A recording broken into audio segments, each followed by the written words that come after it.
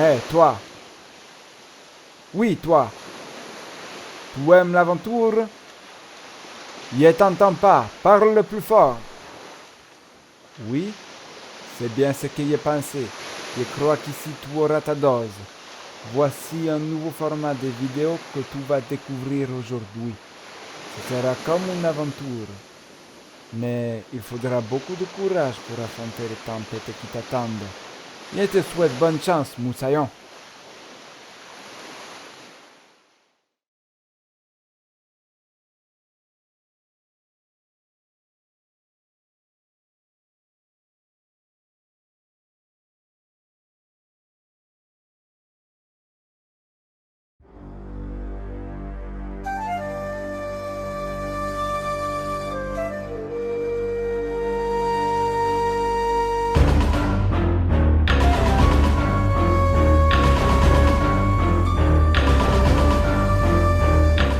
And yet they chose this life, and they have saved the world over and over again. Let's name today Fly Like a Pirate Day! No need! I've got this! Is that all you have, sea rats? How unworthy you are! Status, minor damage only. You almost missed the snowstorm. Snow? Sand all around. Must be a beach.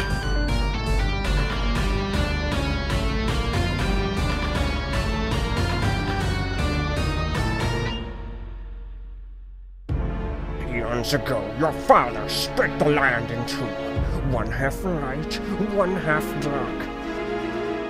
On this island, he erected a temple of light. Don't interrupt me!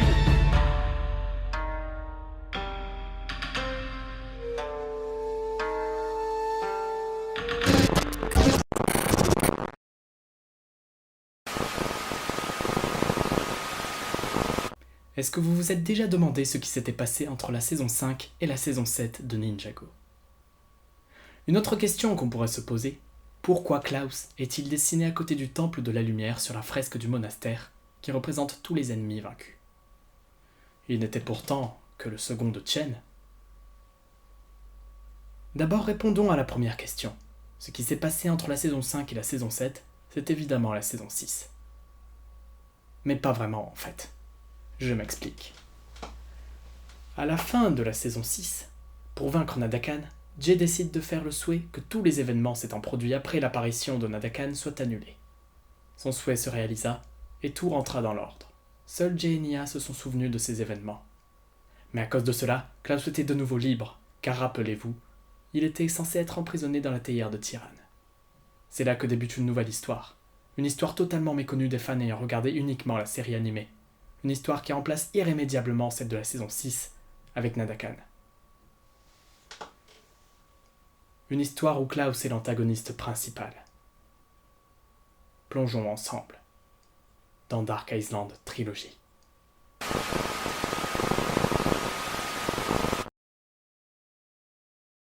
Dark Island est une trilogie de livres en format bande dessinée. La série a été écrite par Greg Farstey et a été publiée en 2016. Par contre, si vous voulez les avoir, il vous faudra en payer le prix fort. Comment ça, le prix fort? Eh bien, il me semble que les livres soient disponibles qu'en anglais et de plus qu'aux États-Unis. Et si vous voulez vous le procurer, il vous faudra trouver une boutique aux États-Unis qui vend le livre et qui l'expédie neuf de préférence. Et si vous faites ça, vous aurez le livre pour la somme de 40$. Mais sans compter les frais de port, évidemment. Bien sûr, il reste Amazon. Mais là, le livre neuf est à 90€. Autrement dit, si on est français, c'est quasi impossible de lire le livre. Eh bien détrompe-toi, car j'ai mis dans la description un lien vers une vidéo américaine qui lit entièrement le livre, par contre c'est en anglais. Mais c'est gratuit et je trouve que les voix des personnages sont assez bien respectées et très réalistes. Ouais, mais je comprends rien à l'anglais, moi. Bah ouais, mais t'es compliqué aussi, hein. Bon, t'as de la chance, je suis d'assez bonne humeur aujourd'hui. C'est pour ça que j'ai décidé de vous faire 3 vidéos qui racontent l'histoire de Dark Island Trilogy. Ah bah voilà une idée, ça va donner envie à ceux qui regardent la vidéo de s'abonner. Et bah ça tombe bien, parce qu'il faut impérativement s'abonner pour pouvoir accéder à la suite de la vidéo.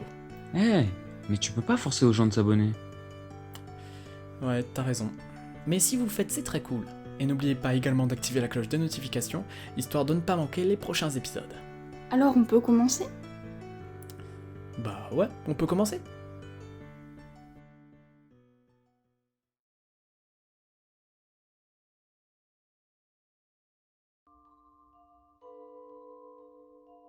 Nous sommes juste après les événements de la saison 5 de Ninjago. Plusieurs plaintes ont été déposées et sont toutes en rapport avec de nombreuses disparitions de pêcheurs en mer. Misako et Ronin vont décider d'aller enquêter. Ils vont donc prendre un bateau et partir en mer, en direction de Dark Island.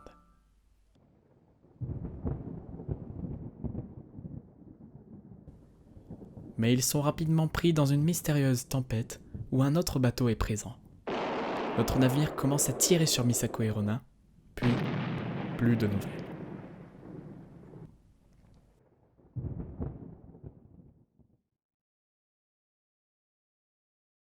À Ninjago, Maître Wu, lui, médite. Il se remémore les anciennes victoires des ninjas et réfléchit aux étranges disparitions des pêcheurs. Dans sa méditation, il sent un déséquilibre entre le bien et le mal. Il a un mauvais pressentiment. Mais soudain, on vient le déranger.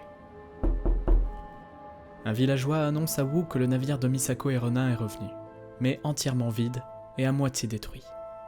Sans tarder, Wu part enquêter près du bateau. Il trouve un message de Misako.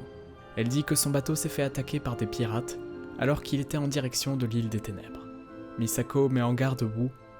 Il ne doit pas s'approcher de cette île. Mais Wu ne se laisse pas décourager. Il réunit immédiatement les ninjas et part à bord du Bounty. Il emmène aussi une caisse qui contient quelque chose qui, selon lui, pourrait bien être utile.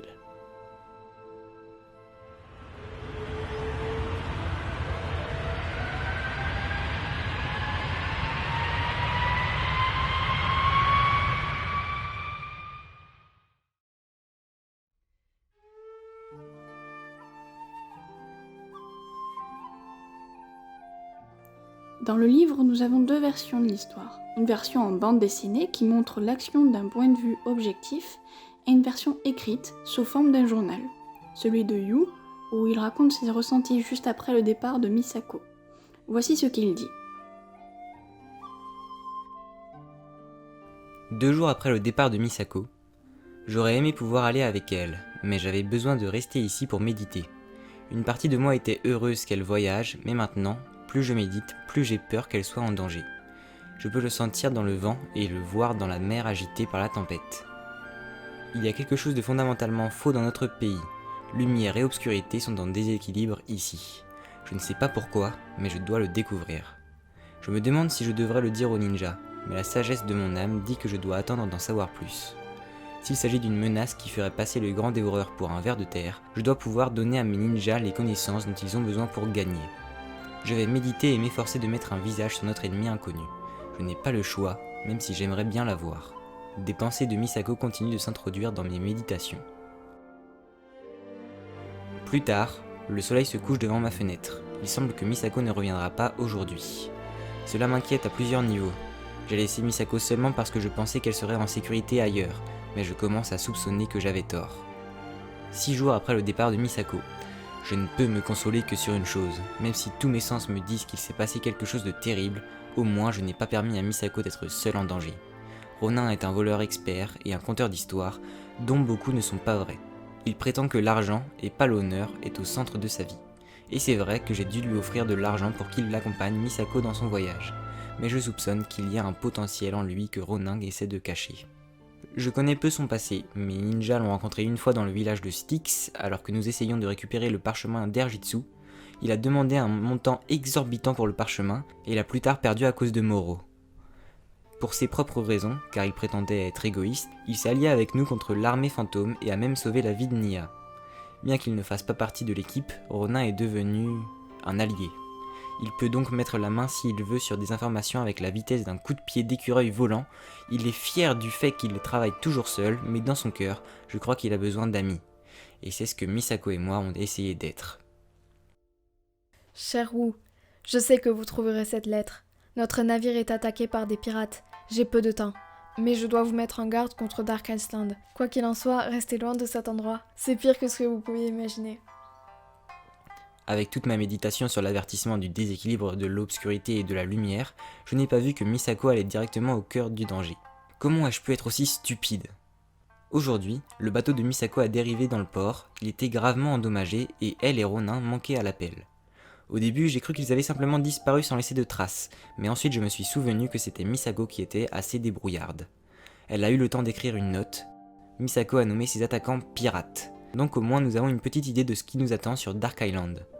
Oui, je dis nous. J'ai convoqué les ninjas, et au moment où j'écris, ils préparent le bounty pour notre voyage.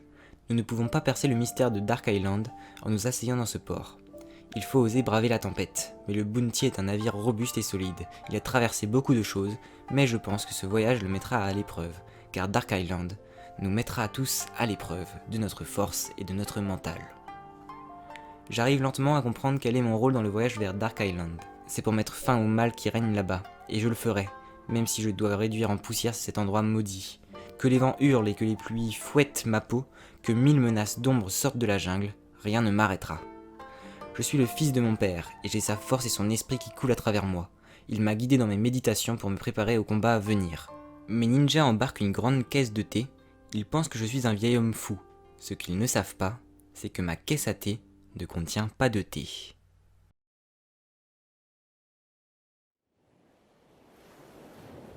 Le voyage commence.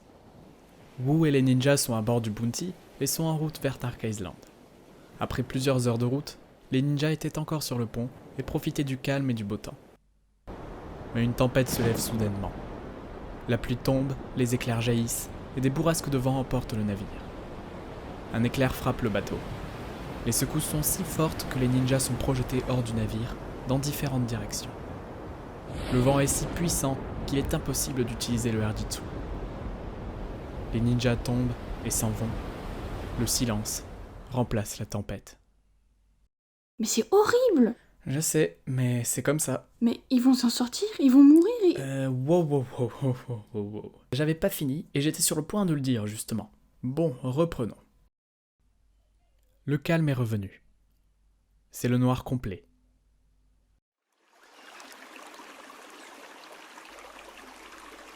Wu se réveille. Il est seul au beau milieu d'une jungle. Il est blessé. Après un rapide tour des environs, il trouve le Bounty totalement détruit. Personne n'est à l'intérieur. Soudainement, Lloyd apparaît par derrière et prend le bras de Wu. Il lui dit qu'il est poursuivi par des gorilles possédés et qu'ils doivent faire vite. Des gorilles possédés? Ça part loin là, non? Même moi, j'ai jamais croisé ça. Et pourtant, je navigue depuis que je suis né. Après, on peut aussi me laisser finir. Donc, je disais, des gorilles possédés.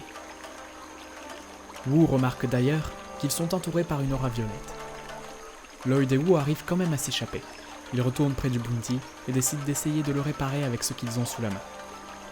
Une fois le Bounty à peu près en état de marche, Wu suit son intuition. Il part donc avec Lloyd en direction du Temple de la Lumière.